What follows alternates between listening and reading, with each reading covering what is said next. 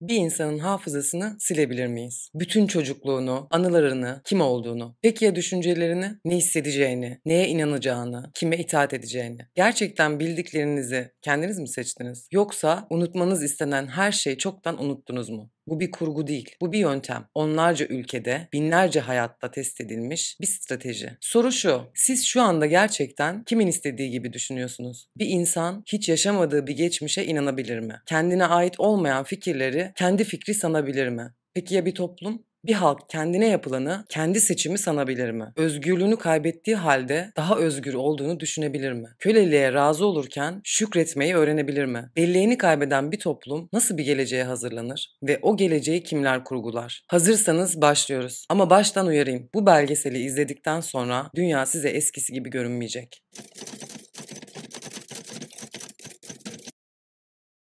Yıl 2004. Irak işgal edilmiş durumda. Amerikan birlikleri Saddam sonrası özgürleştirme misyonunda. Naomi Klein, Amerikalı bir araştırmacı gazeteci. Irak'ta savaş sonrası neler olduğunu gözlemlemek için Irak'a gidiyor. Naomi Klein sahaya indiğinde gördüğü şey demokrasi değil. Yıkım, kaos ve şok. Elektrik yok, su yok, okullar, hastaneler çökmüş. Devletin tüm kurumları lağvedilmiş. Sokaklarda özel güvenlik şirketleri dolaşıyor. Ve yeniden yapılandırma adı altında bir ülkenin hafızası kazınıyor.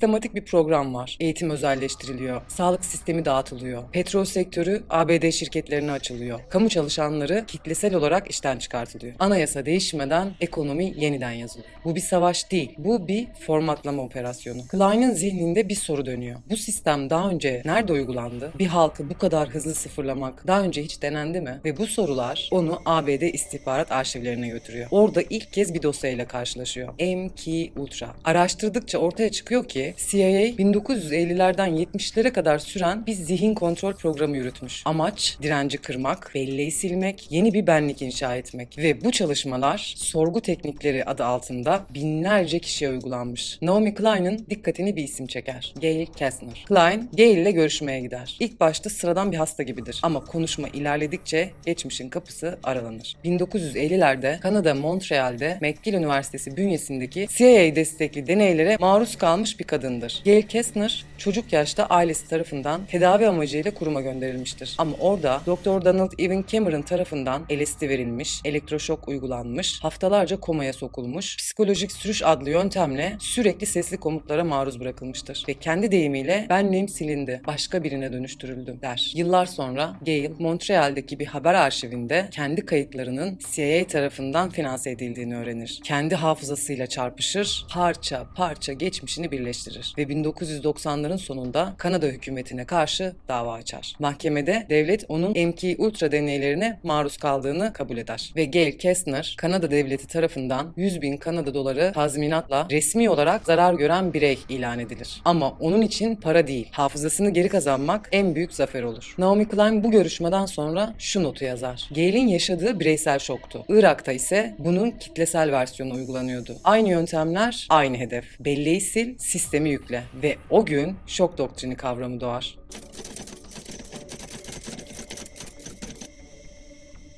Eğer bir zihin yeniden yazılacaksa önce silinmelidir. Bellek, kimlik, kişilik, her şey. Ve 1953 yılında CIA bu hedefle yola çıkar. Kod adı MK Ultra. Projenin başındaki isim Sidney Gottlieb. CIA bünyesinde çalışan bir kimyager, zihin uzmanı. Zihin kontrolüne takıntılı bir laboratuvar dahisi. Üst düzey yetki veren kişi Alan Dulles, CIA direktörü. Soğuk savaş paranoyasının beyni. Amaç beyni sıfırlamak, direnci yok etmek, gerçeği çarpıtmak, gerçekliği yeniden yazmak. Bir bireyi kendi iradesine karşı yeniden programlamak. Gerekirse bir robot ajan yaratmak. Yöntemler yüksek doz LSD, elektroşok, hipnoz, duyusal izolasyon, uyku yoksunluğu, barbiturat ve amfetamin karışımı uyuşturucular, saatlerce süren sesli komutlar. Amaç zihni çökerterek yeni bir benlik inşa etmek. Bu deneyler sadece laboratuvarlarda değil. McGill Üniversitesi, Columbia, Stanford, Harvard, New York Psikiyatri Enstitüsü, hapishaneler, askeri üsler, uyuşturucu klinikleri, deneklerin çoğu neye maruz kaldığını bilmez. Hiçbir onay alınmaz. Bazı CIA ajanlarına ve ordu personeline LSD verilir. Bilgileri olmadan. Bazıları için bu sadece deneydir ama bazıları ölür. Frank Olson gibi. Gizlice ilaçlanır. Psikolojik çöküş yaşar. Sadece 9 gün sonra 13. kattan düşer.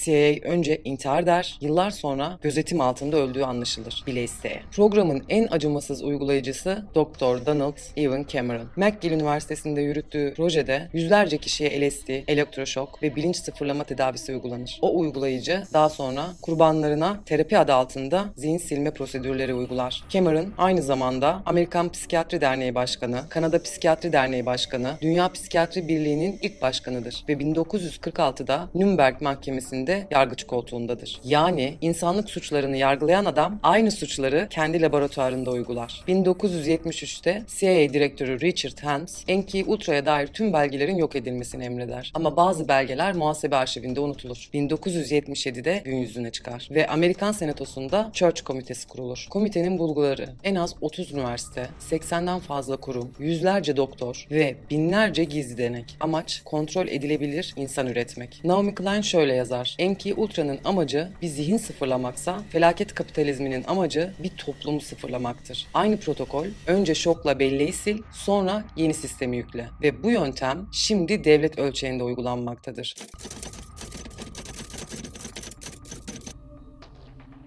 Bir ülkeyi baştan sona değiştirmek istiyorsan yalnızca bombayla değil, bir teoriye ihtiyacımız var. Ve o teori 1950'lerde Chicago Üniversitesi'nde doğar. Başında bir isim vardır: Milton Friedman. Friedman, Nobel ödüllü bir ekonomisttir. Ama o sadece bir akademisyen değil, bir doktrin mimarıdır. Söylediği şey basittir ama radikaldir. Devlet sorunların kaynağıdır der. Piyasayı serbest bırak. Devlet küçülsün, özel sektör büyüsün. Vergileri indir, sosyal harcamaları kes, kamu şirketlerini sat. Bu yaklaşım ekonomi değil, ideolojidir. Neoliberalizmin çekirdek manifestosudur. Ama Friedman'a göre bu fikirler toplumlar normal durumdayken kolayca kabul edilmez. Çünkü insanlar direnç gösterir. O yüzden şöyle der: sadece bir kriz, gerçek ya da algılanan fark etmez, değişimi mümkün kılar. Ve Friedman kriz anlarını fırsata çevirmek için öğrencilerini bir tür misyoner gibi yetiştirir. Chicago Üniversitesi Ekonomi Bölümü bir düşünce üssüne dönüşür. Ve buradan mezun olanlara ileride şöyle denecektir: Chicago Boys. Ekonomistlerden oluşan bir kadro ama asıl rolleri rejim mimarlığıdır. Chicago Boys, Latin Amerika'dan Doğu Avrupa'ya, Rusya'dan Irak'a kadar onlarca ülkeye ihraç edilir. Hepsi aynı reçeteyi uygular. Devlet şirketlerini özelleştir, sağlık, eğitim, ulaşımı piyasalaştır, sendikaları dağıt, fiyat denetimlerini kaldır, mali disiplini kutsallaştır, her şeyi verimlilikle ölç. Naomi Klein bu doktrinin içeriğini araştırırken şunu keşfeder: bu fikirlerin gönüllü olarak kabul edilmesi mümkün değildir. Çünkü sonuçları yoksulluk, işsizlik, kurumsal tahakküm ve toplumsal parçalanmadır. Bu yüzden bu sistem şoklar eşliğinde uygulanır. Friedman'ın en meşhur sözü şudur: krizi takip eden süreçte alınacak önlemler daha önce hazırlıklı olduğumuz fikirlerden oluşur. Bizim işimiz bu fikirleri hep hazır tutmaktır. Yani felaket geldiğinde çözüm paketi zaten masadadır. Demokrasi durur, teknokrasi devreye girer. Ve bu düşünce tarzı 1970'lerden itibaren ABD hükümetlerine, IMF'e, Dünya Bankası'na nüfuz eder. İngiltere, ABD, Şili, Rusya, Polonya hepsi aynı danışmanlık ağının doğrudan veya dolaylı müşterileridir. Naomi Klein tüm bu ülkeleri incelediğinde şunu fark eder: dünya bir akademik fikrin devlet eliyle kriz anlarında şiddetle uygulandığı bir laboratuvara dönmüştür. Ve bu fikir Milton Friedman'ın şok ekonomisidir. Endonezya 1965. Neden bir gecede 1 milyon insan öldürüldü? Ve ardından neden yüzlerce batılı şirket ülkeye girdi? Şili 1973. Neden ilk iş anayasa değildi de ilk ekonomik yapı değiştirildi? Arjantin 1976. Neden 30 bin kişi kayboldu? Ve neden bu sırada sendikalar dağıtıldı? Ücretler donduruldu? Polonya 1989. Neden özgürlükle birlikte IMF kredisi geldi? Ve neden ilk uygulama kamu zamları oldu? Güney Afrika 1994. Neden apartheid bitti ama ekonomik apartheid kaldı? Irak 2003. Neden devletin tüm kurumları kaldırıldı ama Petrol Bakanlığı hemen korundu? Sri Lanka 2004. Neden deprem bölgesi uluslararası yatırım projelerine açıldı? Katrina kasırgası 2005. Neden devlet müdahale etmedi? Ve neden ardından kamu okulları özelleştirildi? Covid-19 2020. Neden sağlık krizi dijital gözetim ve piyasa fırsatına dönüştü? Tüm bu örneklerde önce bir felaket yaşanır, ardından direniş kırılır ve serbest piyasa devreye girer. Her biri farklı gibi görünüyor ama hepsi aynı senaryonun varyasyonlarıdır. Şok yarat, devleti geri çek, piyasayı içeri al, sistemi kalıcılaştır. Şimdi artık bu sistemin fikri haritasını öğrendik. Şimdi sıra bu düşüncenin pratikte nasıl hayata geçirildiğini ülke ülke adım adım görmeye geldi.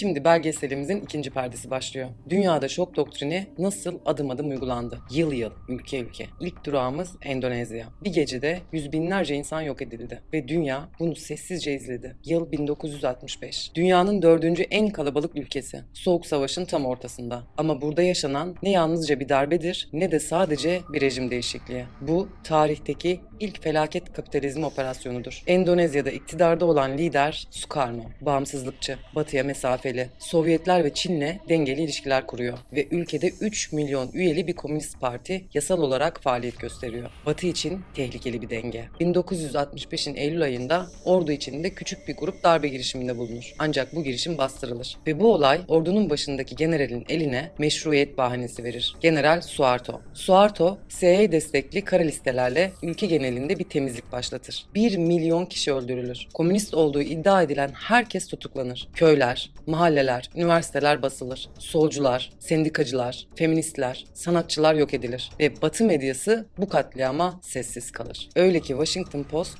Endonezya'da komünist tehdide son manşeti atarken Time dergisi 20. yüzyılın en büyük zaferi manşetini atar. CIA raporları gizlidir, en etkili temizlik operasyonu başarılı olmuştur. Peki neden? Katliamdan sadece haftalar sonra ABD destekli ekonomi danışmanları Jakarta'ya gelir. Chicago okulundan ekonomistler, IMF temsilcileri, Dünya Bankası gözlemcileri yeni hükümete reform paketi hazırlar. Devlet şirketleri özelleştirilir. Dış ticaret serbestleştirilir. Sendikalar yasaklanır. Eğitim ve sağlık sistemleri tasfiye edilir. Yabancı şirketlere %100 mülkiyet hakkı tanınır. Endonezya ekonomisi artık açıktır ama halk toplu mezarlardadır. Naomi Klein bu süreci şöyle tanımlar. Bu neoliberalizmin ilk gerçek savaş alanıdır ve ilk kez milyonlarca insan bir ekonomik programın önündeki engel olduğu için yok edilmiştir. Böylece dünya şokun ve katliamın ekonomik dönüşümün ön şartı olabileceğini ilk kez bu kadar net görür ve bu yöntem başka ülkelere de model olarak ihraç edilir.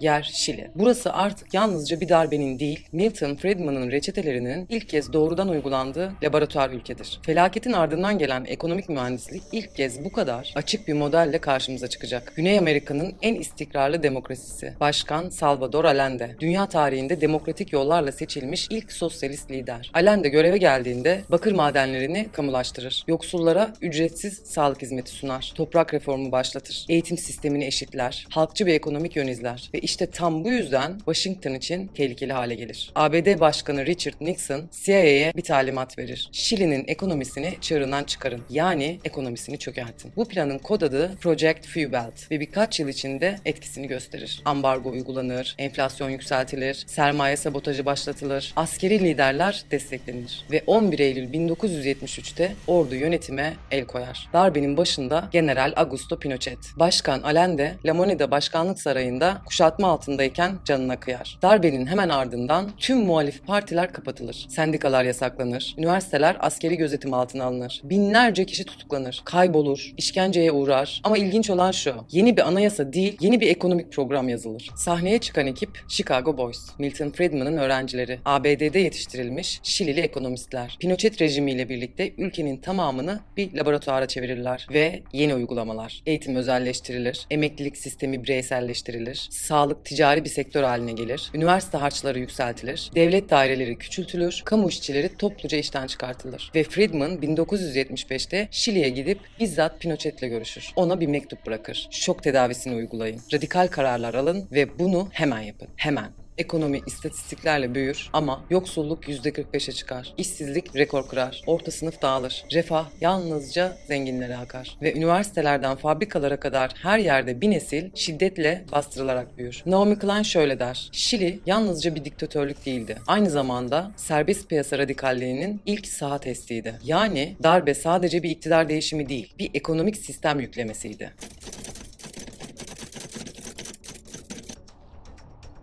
Bu bölümde yalnızca bir askeri diktatörlük değil, aynı zamanda bir halkın toplu hafızasının nasıl silindiğini, bir neslin nasıl yok edildiğini ve bu yok oluşun ardından hangi ekonomi politikalarının uygulandığını çok net göreceğiz. Yıl 1976. Yer Arjantin. Askeri junta yönetime el koyar. Gerekçe komünist tehdide karşı ulusal güvenlik. Ama aslında hedef sermayenin güvenliğidir. Darbe olur olmaz fiyat denetimleri kaldırılır. Sendikalar kapatılır. Dış borç alınır. Kamu işletmeleri özelleştirilir. Medya sansürlenir. sansürlenir. Yani Milton Friedman'ın reçetesi askeri kamuflajla yürürlüğe girer. Ama bu kez ekonomik tabloyu kan lekeleri kaplar. 30 bine yakın kişi kaybolur. Göz altında kayıplar sistematik hale gelir. İnsanlar evlerinden, üniversitelerden, iş yerlerinden alınır. Bir daha geri dönmezler. Kadınlar hamileyken gözaltına alınır, doğum yaparlar, bebekleri ellerinden alınır ve askeri yetkililerin ailelerine verilir. Bu çocuklar kim olduklarını bilmeden büyür. Buna kaybolan nesil denir ve o nesil ekonomik şokun bedelidir. Junta aynı anda hem halkı hem de ekonomiyi bastırır. Üniversiteler susturulur, sendikalar dağıtılır, gazeteler denetim altına alınır, grev hakkı kaldırılır. Ama bu ortam sermaye için istikrar anlamına gelir ve uluslararası yatırımcılar gelmeye başlar. 1983'te demokrasi geri gelir. Ama o yıllarda alınan borç Arjantin halkına miras kalır ve özelleştirme yasaları yeni hükümetler tarafından da devam ettirilir. Şok bitmiştir ama etkisi sisteme gömülmüştür. Hiç mi baş kaldıran olmadı? Oldu. Bir grup kadın sessizce yürümeye başlar. Başlarında beyaz bir başörtüsü. Ellerinde çocuklarının fotoğrafları. Aynı gün, aynı saat, aynı meydan. Plaza de Mayo anneleri. Bu anneler yalnızca çocuklarını aramaz. Aynı zamanda hafızayı da korumuş olur. Toplumu uyandırır. Sessizliğe karşı direnç üretir. Yani şok doktrininin karşısına hafıza doktrini koyarlar. Ve o meydan bütün dünyaya kaybolanların izini süren annelerin yürüyüşüyle duyurulur.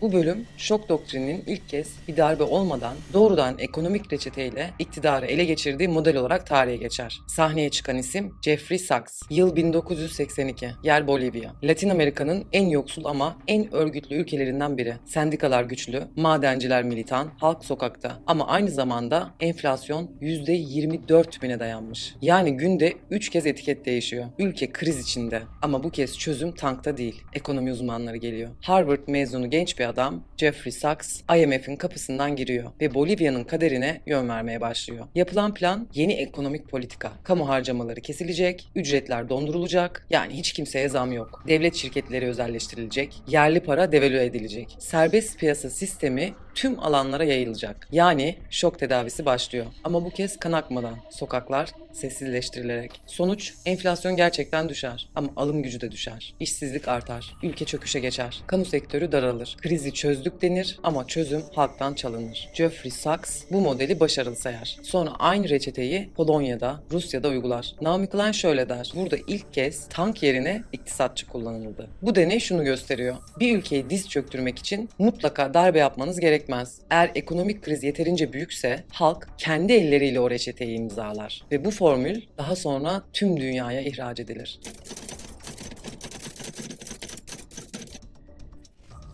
Bu bölümde Sovyetler Birliği'nin dağılmasının ardından Rusya'nın nasıl serbest piyasa cenneti değil, oligark cumhuriyetine dönüştüğünü, şok doktrininin nasıl bir toplumu tümüyle çökerttiğini adım adım inceleyeceğiz. Yıl 1991. Yer Rusya. Sovyetler Birliği resmen çöker. Komünist sistem dağılır. Yeni bir dönem başlar. Özgürlük, demokrasi, serbest piyasa. Ama gelen şey ne özgürlüktür ne de refah. Devletin başına geçen isim Boris Yeltsin. Bir zamanların komünist lideri şimdi piyasa reformcusudur. Ve yanında ekonomik reçeteyi uygulamakla görevli bir ekip vardır. Harvard danışmanları ve Jeffrey Sachs öncülüğünde şok terapistleri. Uygulanan program tüm fiyat kontrolleri kaldırılır. Kamu şirketleri tamamıyla hızla özelleştirilir. Merkez Bankası dövize açılır. Askeri sanayi kompleksi dağıtılır. İşsizlik yardımı kesilir. Sosyal devlet yok edilir. Süreç 90 günde felaket haline gelir. Sonuçlar: enflasyon %2500'e çıkar. Ruble değer kaybeder. Halk birikimlerini kaybeder. Gıda kuyrukları uzar gider. İşsizlik patlar. Emekliler açlıktan ölür. Kadınlar sokakta ilaç, ekmek, para için beden satar. Bu bir ülkenin kolektif çöküşüdür. Ama aynı anda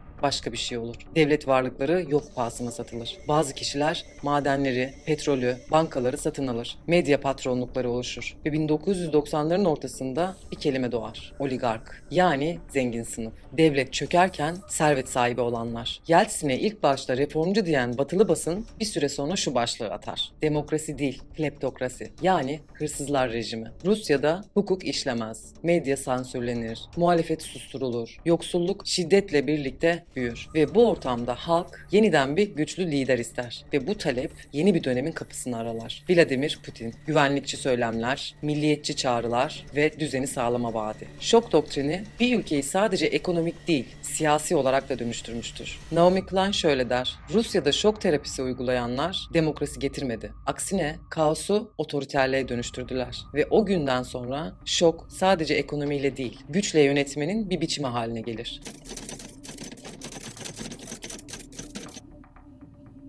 Bu bölümde dünyaya özgürlük zaferi olarak sunulan apartheid rejiminin çöküşü sonrası Nelson Mandela'nın başında olduğu hükümetin hangi koşullarda hareket ettiğini adım adım göreceğiz. 1984. Yer Güney Afrika. Tarihin en uzun süreli ırkçı rejimlerinden biri sona erer. Apartheid. Siyahlar artık oy kullanabilir. Nelson Mandela ülkenin ilk siyah başkanı olur ve dünya bu sahneyi özgürlük zaferi olarak alkışlar. Ama perde arkasında başka bir şey olur. Güney Afrika politik olarak özgürleşir, ekonomik sistem yerli yerinde kalır. Apartheid kalkar ama ekonomik apartheid devam eder. Mandela ve partisi ANC halkçı bir programla iktidara gelir. Toprak reformu, kamu hizmetlerinin eşit dağıtımı, su, elektrik ve sağlıkta evrensel erişim, asgari ücret düzenlemeleri, ırkçılığın yarattığı ekonomik uçurumun kapatılması. Ama hepsi bir masada sessizce kaldırılır. Dünya Bankası ve batılı sermaye temsilcileri yeni hükümete gizli anlaşmalar dayatır. Kamu borcu yeni yönetime devredilir. Özelleştirme koşulları anayasa metnine işlenir. Sermaye hareketleri serbest bırakılır. Merkez Bankası bağımsızlaştırılır. Yani halk denetiminden çıkarılır. Ve ANC siyasi gücü alırken ekonomik egemenliği devralamaz. Beyaz elit sınıf toprakta, sanayide, bankalarda, eğitimde konumunu korur. Siyah halk sadece sandıkta eşitlenmiştir. Hayatta değil. Sonuç, elektrik hala kırsala ulaşamaz. Sağlık hizmetleri özelleştirilir. Üniversiteler ticari işletme gibi çalışır. İşsizlik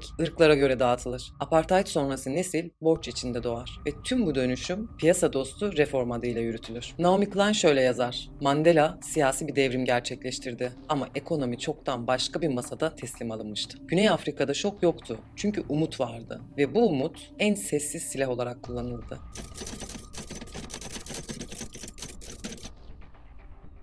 Sıradaki durak 1997 Asya krizi. Bu bölümde şok doktrininin yalnızca ülke içinde değil, bölgesel ölçekte nasıl ihraç edildiğini ve IMF destekli kurtarma paketlerinin aslında nasıl birer ekonomik kolonileştirme aracı olduğunu göreceğiz. Tayland'dan Endonezya'ya, Güney Kore'den Filipinlere gelişen ekonomiler bir gecede çökmeye başlar. Kriz dalgası önce finans piyasalarını, sonra fabrikaları, sonra sokakları vurur. İlk çöküş Tayland'da başlar. Para birimi baht çöker. Yatırımcılar panik içinde sermayeyi çeker. Merkez bankaları rezervsiz kalır. Borçlar ödenemez hale gelir. Ve sonra IMF devreye girer. IMF ülkelere yardım paketi sunar. Ama bu yardımın bedeli vardır. Faizler yükseltilir, kamu harcamaları kısılır, eğitim ve sağlık bütçeleri kesilir, yüzlerce kamu şirketi özelleştirilir, tarım destekleri kaldırılır, işten çıkarmalar serbestleştirilir. Yardım gelir ama halk yoksullaşır. Endonezya'da gıda isyanları patlar. Güney Kore'de sendikalar dağılır. Filipinler'de kitlesel göç başlar. Malezya IMF koşullarını reddeder ve krizden daha az etkilenir. Bu da gösterir ki krizin kendisi değil, dayatılan çözüm daha da yıkıcıdır. IMF ve Dünya Bankası bu süreci yapısal uyum programı olarak adlandırır. Ama aslında olan ekonomik egemenliğin teslim alınmasıdır. Yabancı şirketler bankaları, iletişim altyapısını, madencilik haklarını, enerji üretimini satın alır. Böylece kriz bir varlık transferine dönüşür. Naomi Klein şöyle der: Asya krizinde olan şey ulusların finansal olarak çökertilmesi, ardından da kaynaklarının küresel şirketler tarafından el konulmasıdır. Bu şok tedavisi değil, şok sömürüsüdür. Asya krizi şok doktrininin finansal bir versiyonudur. Tank yok, asker yok, darbe yok ama yine de devletler parçalanır, halk susturulur ve yeni sistem sessizce kurulur.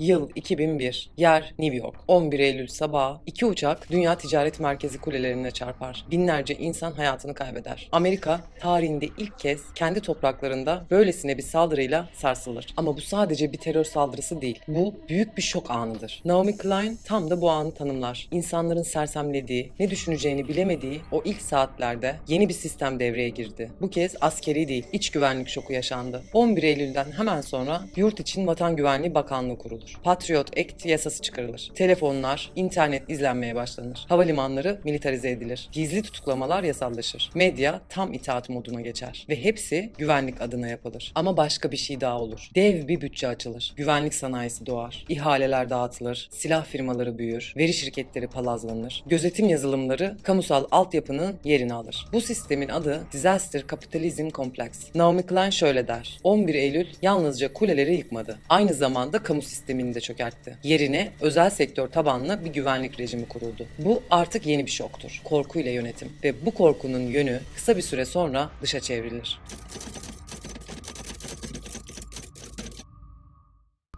2003. Yer Irak. ABD kitle imha silahları bahanesiyle Irak'a girer. Ama çok geçmeden anlaşılır ki ne silah vardır ne de özgürlük getirilmiştir. Naomi Klein bu savaşın perde arkasını yerinde gözlemlemek için Bağdat'a gider ve orada şaşırtıcı bir manzarayla karşılaşır. Bir yanda bombardıman, diğer yanda özelleştirme ihaleleri, bir yanda enkaz, diğer yanda danışmanlık ofisleri, bir yanda kaos, diğer yanda kontrat listeleri. ABD Irak'ta sadece bir rejimi devirmemiştir. Aynı zamanda bir devleti sıfırlamıştır. Eğitim sistemi askıya alınır. Sağlık Bakanlığı kapatılır. Tüm kamu görevlileri işten çıkarılır. Anayasa dondurulur. Ekonomik yasalar yeniden yazılır. Yani şok uygulanmış, sistem silinmiştir. Yerine kurulan yapı %100 yabancı mülkiyet hakkı, vergisiz yatırım alanları, grev yasağı, işçilerin toplu sözleşme hakkı kaldırılır. Petrol sektörü uluslararası şirketlere açılır ve bu dönüşümü yöneten kişi Paul Bremer. Kılık kıyafeti takım elbise ama görevi bir ülkeyi ticari modele göre yeniden kurmak. Naomi Klein, Irak'ta gördükleri karşısında şunu yazar: bu bir savaş değil, bir şirketleşme operasyonuydu ve askeri üniformalar sadece kurumsal danışmanları koruyordu. Ama halk bu dönüşüme direnir. Gözaltılar başlar. İşkenceler sistematikleşir. Toplu tutuklamalar artar. Cezaevlerindeki görüntüler yayılır. Direniş büyür ve bu defa direnişin kendisi şokla bastırılmak istenir. Irak'ta şok sadece ilk günde yaşanmaz. Her gün bir yenisi uygulanır. Elektrik kesintisi, su krizi, gıda yetersizliği, güvenlik korkusu, yani şok süreklileşir. Naomi Klein için Irak bir dönüm noktasıdır. Çünkü burada ilk kez şunu net biçimde görür: bu bir ideolojidir, kriz yaratır, şok uygular ve yeniden inşa eder. Ama yalnızca kendisi için.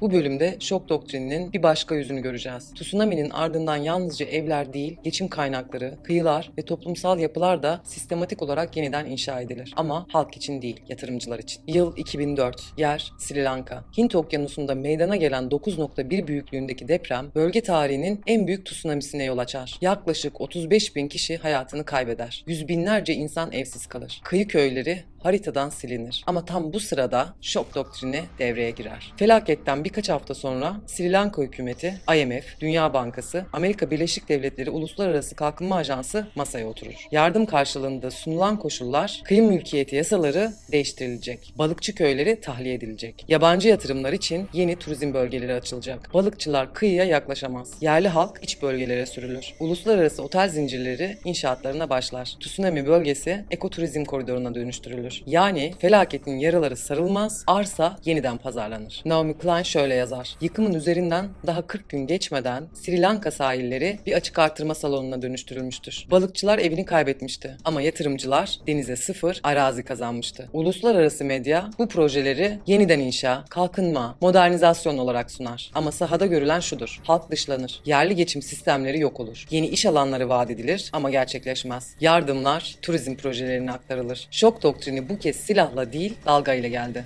Ve yine toplum afalladı, direniş zayıfladı, süreç hızla işletildi. Bu kez kriz kapitalizm tarafından yönetildi.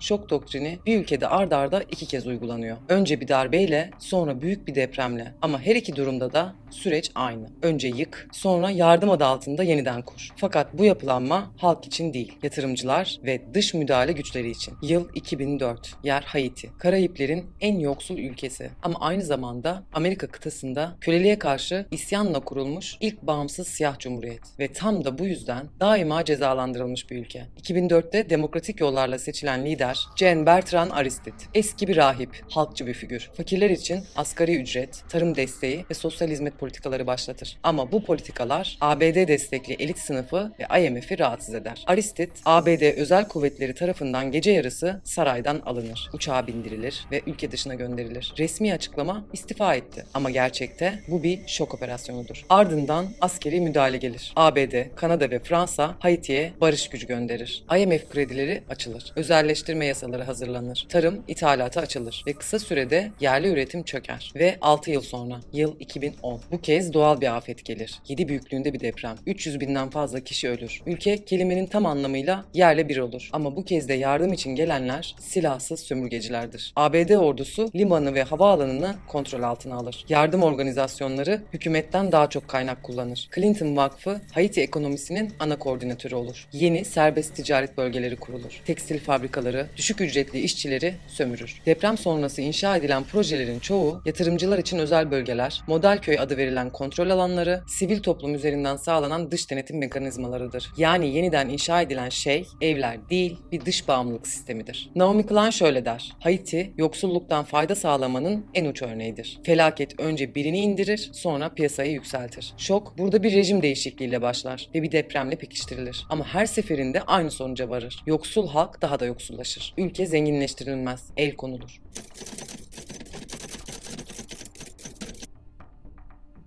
Şimdi sıradaki durak ABD, 2005. Bu kez şok doktrini dışarıda değil, Amerika'nın kendi halkına karşı uygulanıyor. Katrina kasırgası sadece doğal bir afet değil, yoksul, siyah nüfusa karşı uygulanan bir şok laboratuvarına dönüşüyor. Yıl 2005, yer New Orleans. 5. seviye bir kasırga şehri vurur. Barajlar çöker. Mahalleler su altında kalır. Binlerce insan çatılarda günlerce mahsur kalır. Ama asıl çöküş devletin yokluğudur. Saatler geçer, günler geçer. Federal yetkililer ortada yoktur. Yardım ulaşmaz. Medya canlı yayında Amerika'da 3. Dünya görüntüleri gösterir. Ama o sokaklarda mahsur kalanların çoğu siyah, yoksul ve sistemden dışlanmış insanlardır. Naomi Klein burada bir soru sorar. Devlet neden müdahale etmedi? Yanıtını kendisi verir. Çünkü bu kriz kullanılmak istendi. Şehir boşaltılırken devlet okulları kapatılır ve birkaç hafta içinde 123 kamu okulu kapatılır. Yerine 31 özel charter okul açılır. Öğretmen sendikası tasfiye edilir. Eğitim sistemi özelleştirilir. Bu sırada kamu konutları yıkılır. Yoksul mahallelere geri dönüş yasaklanır. Kentsel dönüşüm başlar. Özel mülkler artar. Turizm ve emlak projeleri devreye girer. Kısacası şehir afet sonrası yeniden pazarlanır. Savunma Bakanı Donald Rumsfeld bunu fırsata çevirmeliyiz. Ekonomi danışmanı Milton Friedman, New Orleans kamu eğitimi sisteminin yerini piyasa tabanlı bir modele bırakması için bu bir fırsattır der. Ve bu fırsat hızla uygulanır. Katrina artık sadece bir doğa felaketi değildi. Bu şok doktrininin içerideki ilk tam uygulamasıdır. Devlet geri çekilir, piyasa devreye girer, kriz özelleştirmenin kaldıracına dönüşür. Ve böylece Amerika'nın kendi yurttaşları, özellikle de siyah yoksullar, kendi ülkelerinde şokla yönetilmeye başlanır. Bu, sistemin artık sadece dışarıya değil, içeriye de döndüğünü gösterir.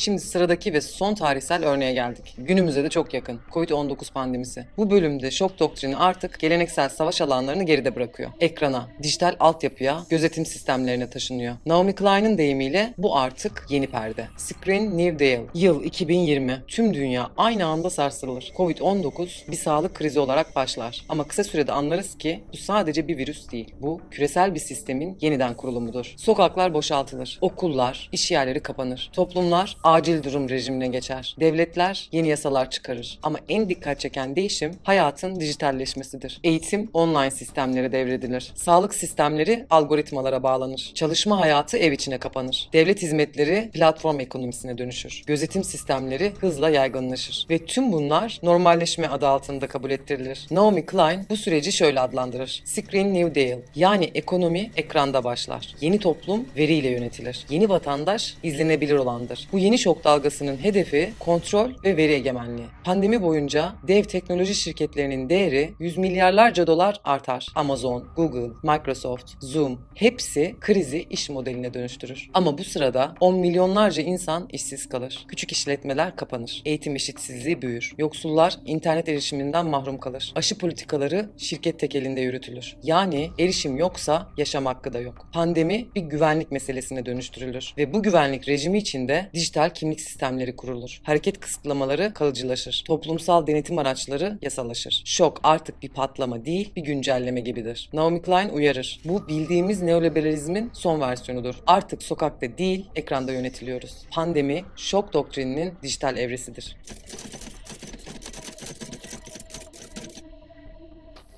Bu belgeselde her kıtada, her toplumda hep aynı yönetimin izlerini birlikte gördük. Gözümüzün önünde devletler dağılırken şirketler büyüyor. Toplumlar yoksullaşırken veri merkezleri genişliyor. Ekranlar büyürken gerçekler küçülüyor. Günümüze bakalım, bugüne. Afganistan neden bu kadar hızlı terk edildi? Suriye neden bu kadar kolay parçalandı? Ukrayna neden bu kadar yalnız bırakıldı? Afrika'nın altınları, bakırları, uranyumu varken neden hala yoksulluk içindeler? Örneğin Filistin'de yaşananlar. Filistin'de yapılan işgalin ve soykırımın esas sebebi aslında ekonomik bir yapılandırmanın alt zemini. Bugün Trump'ın Gazze'yi turistik bir bölgeye dönüştüreceğiz demesi ne kadar da tanıdık değil mi?